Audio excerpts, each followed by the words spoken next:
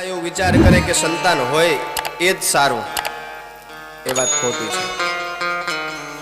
સંતાન ના હોય, ઘણા બધા એવું પણ કહે છે કે સંતાન ના હોય એને મુક્તિ નથી મળતી. તદ્દન આ પાયા વગરની વાત છે સાહેબ. તો હું હનુમાનજીને મોક્ષ નહીં મળે? વ્યાસજીને મોક્ષ નહીં મળે?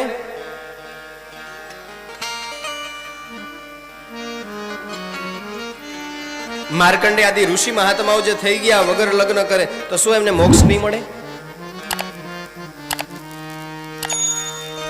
પુત્રનો અર્થ થાય પુ નામના નરકમાંથી જેને બહાર કાઢે એનું નામ પુત્ર. માત્ર સંસારમાં કહેવામાં આવે છે કે આ સૃષ્ટિને ચલાવવા માટે તમારાથી પ્રયત્ન દ્વારા જે સંતાનની પ્રાપ્તિ થાય એના દ્વારા તમે સંસાર તમારો ચલાવો.